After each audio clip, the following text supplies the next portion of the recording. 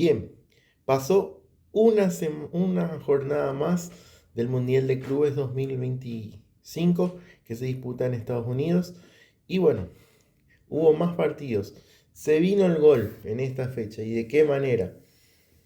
Con un contundente 10-0.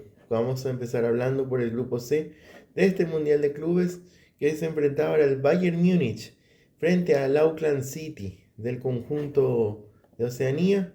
Se enfrentaban en este compromiso que se disputa en Estados Unidos. Bueno, ¿cómo llegan estos equipos? El Bayern, que fue campeón también de la Champions League, que, que entró por ranking.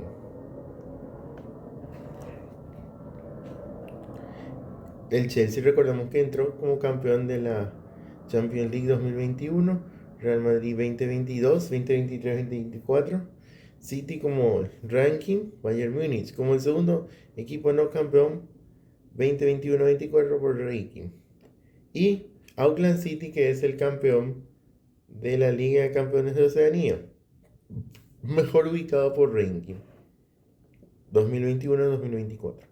Y bueno, y así arrancaba este compromiso que se disputó en, vamos a hablarles ya, este compromiso que se disputó en la ciudad de Cincinnati, en California, en Ohio, en Ohio. Bueno, en el estadio TQL Stadium se enfrentaban el conjunto del Bayern Múnich y el conjunto del Auckland City. Bueno, triplete de Mushuaia, el paseo del Bayern Múnich. El primer gol de la historia del Mundial de Clubes. Al segundo partido lo marcó a los 5 y a los 19 segundos. 5 minutos y 19 segundos, Kingsley Coman, con un cabezazo que allanó el camino en el apacible paseo inaugural del Bayern Múnich, ganador incontestable, previsible y 10 veces goleador frente al Auckland City del conjunto de Oceanía, años luz suyos en la reaparición 2 meses y 10 días después de Jamal Musiala, autor de un triplete. Ni la más mínima emoción ofreció el encuentro, ni siquiera un instante de incertidumbre, nada parecido a un duelo a la altura de un torneo que debe transformarse en la atracción más formidable del planeta fútbol, reducido a un ejercicio de superioridad tan esperado como sencillo del bloque alemán contra el campeón de Oceanía, más que un rival menor.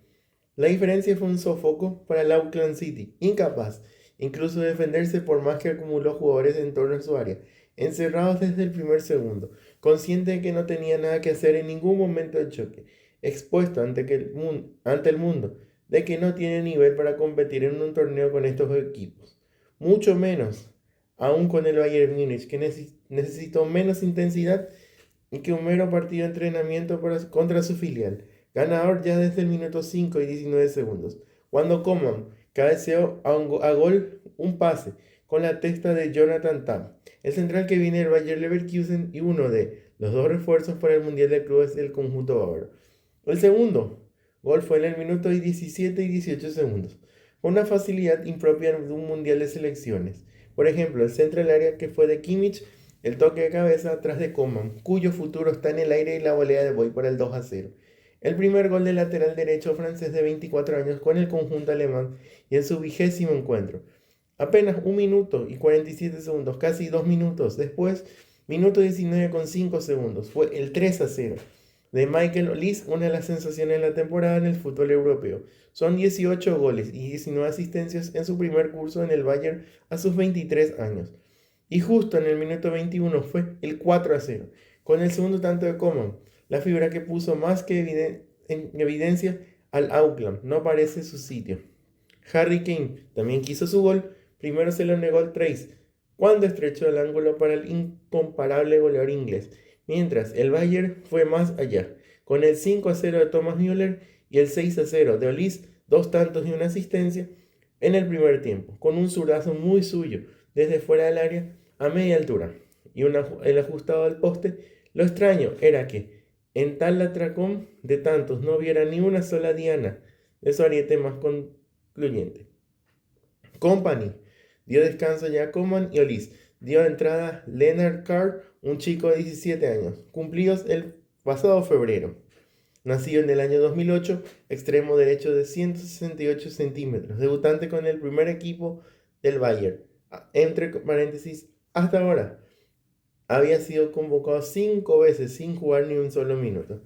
Y atrevido, lo probó con la izquierda, con la cabeza encaró, regateó, dio un aire de energía al Bayern, que entre la comprensible relajación general. También retornaron a la competición después de Jamal Musiala, Dayot Upamecano, dos titulares de Vicent Kompany en esta campaña, lesionados en el tramo final de la pasada Bundesliga y necesitados de su recorrido en su puesta a punto. El centrocampista no jugaba desde el pasado 4 de abril, cuando se lesionó contra el Habsburgo, y el central mientras permanecía de baja desde 10 días antes, desde el mes de marzo. Ya estaban listos. Ushuaia celebró con el séptimo gol del día, un derechazo desde el borde del área que no alcanzó el portero Connor tras 6, el mejor de su equipo. Pese al 7-0, aún añadió el 8-0, el internacional alemán de 22 años. Y el 9 y el 10-0 es de Thomas Müller. Y así se fue este partido. Superioridad total en todo. Entre el Bayern Múnich 10, Auckland City 0. 31 remates contra 1, 17 remates al arco contra 1 solo, 72% de posesión de balón contra el 28%. 786 pases contra 323. Y bueno, amplio superior el conjunto bávaro, que deberá jugar el viernes frente a Boca. Y el conjunto del Auckland City va a jugar contra el Benfica.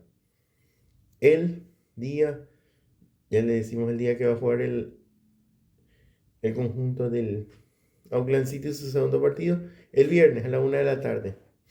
Bueno, vamos al siguiente partido, que se disputó en el estadio Roosevelt, en el estadio donde se disputó la final del Mundial de Estados Unidos 94. Por ranking ingresaron estos dos equipos también al Mundial de Clubes. Bueno, aquí Paris Saint-Germain goleó 4-0 al conjunto del Atlético Madrid. El campeón europeo arrasó con el Atlético Madrid en su estreno en el Mundial de Clubes. El conjunto colchonero no pudo este domingo con el campeón de Europa, el PSG. En su debut en un Mundial de Clubes, los rojiblancos cayeron por 4-0 con goles de Fabián Vitinha, que fue el mejor jugador del partido, Mayulu y Lee Kang-in, en un penal en un duelo disputado en Pasadena, California, en el que fueron claramente dominados por los hombres de Luis Enrique. No era un partido más importante para los hombres de Simeone, que no se podían permitir este pinchazo en esta fase de grupos, en la que debían jugarse al pase de las eliminatorias con el Seattle Sounders de la Major League Soccer y el Botafogo de Brasil. Pero fue un severo correctivo para un Atleti que sueña con levantar este título tras una temporada que terminó mal sabor de boca. Al PSG le costó un poco entrar en calor, pese a los 34 grados de sensación térmica en las que se jugó en el primer tiempo. Recordar que ese partido se jugó a las 12 del día en California. Parecía perjudicar a los parisinos y su juego de presión. El ritmo durante los primeros 15 minutos fue bajísimo, más digno de un partido de pretemporada veraniego que un duelo entre dos grandes de Europa.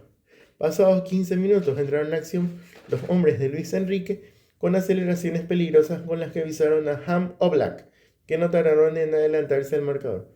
Jugada al minuto 19, inició por la banda derecha de Hakimi, con un balón que terminó a los pies de Desire Dow para abrir una triangulación con el georgiano Kircha Kvaratskhelia, que de espaldas a Oblak se la dio a Fabián, y el sevillano, desde la frontal del área, puso un pelotazo al fondo de la red.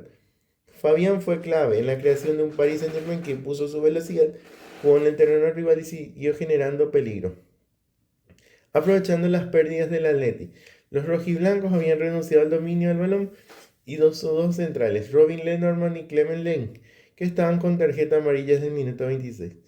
En la delantera, Anthony Griezmann, que fue la sorpresa del once inicial de Simeone tras su discreto final de temporada, que seguramente jugó más por galones que por méritos, lleva 17 partidos sin ver portería. pasaba totalmente inadvertido.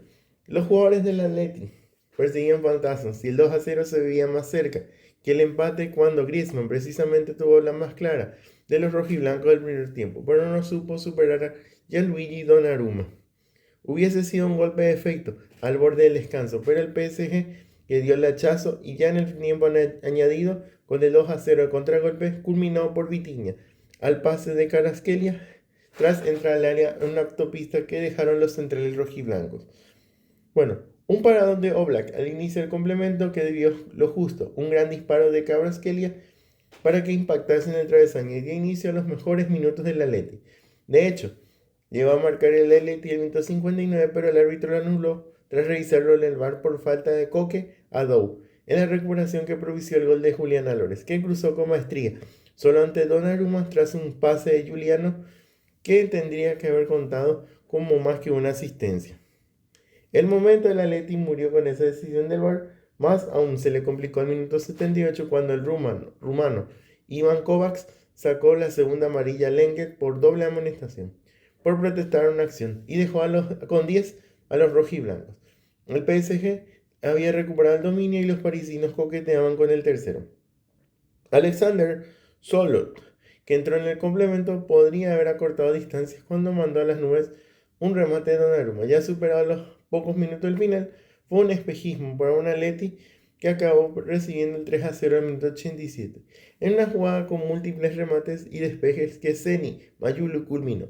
Con el partido casi finalizado, el árbitro pitó penal contra el Atlético de Madrid en otra jugada revisada por el VAR por manos de Lenormand dentro del área. El surcoreano Lee Kang-in puso el 4-0 definitivo y no dio tiempo para nada más. Ahora el Atleti jugará frente al Seattle para enfrentarse al conjunto de la Major League Soccer el jueves. El partido clave con el Real rival a priori más flojo del grupo B. Bueno, y el Paris Saint-Germain jugará frente al Botafogo. 16 remates contra 5, 11 remates al arco contra uno solo, 75% de posesión del Paris Saint-Germain contra 25%, 800 pases del Paris Saint-Germain, 276 del conjunto del Atlético de Madrid. Hubo 7 amarillas y un solo expulsado. Bueno, la próxima fecha, como vamos a decir del Atlético de Madrid, será el jueves frente al Seattle Sounders a las 19 horas. Y a las 22 horas del mismo día, Paris Saint-Germain va a jugar frente al Botafogo. Y ahora vamos al grupo que conmarcan Palmeiras y el conjunto del Porto. Por el grupo A de este Mundial de Clubes se enfrentaban el Perdao y el conjunto del Porto. Como saben, Porto entró como mejor ubicado. Como mejor ubicado, recordamos que el Chelsea y Real Madrid entraron como campeón y el City también. Bayern Múnich es el primero, segundo el PSG, tercero Borussia Dortmund, cuarto, quinto. Como quinto mejor no campeón ubicado en el ranking UEFA 2021-24 entraba el Porto. Y el Palmeiras, el Verdao, entraba como el campeón de la Copa Libertadores 2021. Y vamos a hablar de este compromiso que se disputó en el estadio MetLife Stadium en la ciudad de Nueva Jersey, cerca de Nueva York. Se enfrentaron Palmeiras, que tuvo como titular a Gustavo Gómez, uno de los paraguayos que debutaba en este Mundial de Clubes. Bueno, Palmeiras con Gómez como capitán de equipo empata con el Porto en su estreno. Sin goles en el estreno del Mundial de Clubes. El conjunto brasileño fue mejor, pero no pudo derribar la muralla lusa. El Palmeiras, capitaneado por el defensor paraguayo Gustavo Gómez, debutó ayer con una paridad sin goles. O sea, el domingo. Con el Porto en el grupo A del Mundial de Clubes que comparte con el Inter de Miami y con el Al-Ahly de Egipto. El hombre del albirroja completó un lance en el buen nivel a pesar de ver una tarjeta amarilla al minuto 62 en la cancha del MetLife Stadium de Nueva Jersey. Los equipos mostraron un juego intenso y en lo físico, pero también crearon oportunidades claras para abrir el marcador. Sin embargo, la falta de puntería y la que se debe agregar las paradas de los porteros, especialmente de Claudio Ramos del conjunto luso, impidieron la celebración del gol que vio más de cerca el Verdão gracias a su potencia aérea. Al final, haciendo el recuento, el equipo sudamericano hizo merecimientos para conseguir la victoria. Recordemos que el duelo entre Palmeiras, en la que la próxima jornada se verá las caras con el Inter y el Porto con el Al-Ahly, es el cuarto de 63 partidos que se disputarán entre el 14 de junio y el 13 de junio. Y sabremos ya quién será el campeón en esa fecha. 0-0 fue el partido, 17 remates tuvo el Verdão, 11 el Porto, 5 remates al arco contra 3, 56% de balón para el Palmeiras, 44% el conjunto del Porto, 398 pases contra 330. Y así se juega la próxima fecha del grupo B, del A mejor dicho, entre el conjunto del Palmeiras Al-Ahly, será en el MetLife Stadium en Nueva Jersey el 19 de junio, y Inter Miami va a recibir al conjunto del Porto en el Mercedes-Benz Arena Stadium en Atlanta. Será este duelo. Y cerrando, nos queda Botafogo, Seattle Sounders. Botafogo, que es el campeón de la Copa Libertadores 2024, enfrentó al Seattle Sounders, que es el campeón de la CONCACAF 2022. Se enfrentaban en este compromiso. Y es el primer triunfo sudamericano en el Mundial de Clubes. Con goles de Cuña, Igor Jesús consiguió un triunfo clave y tiene que jugar contra el PSG y el Atlético de Madrid. Llegó, ganó el primero de Sudamérica. Botafogo venció por 2-1 al Seattle Sounders y se convirtió en el primer equipo sudamericano en sumar a 3 en este Mundial de Clubes.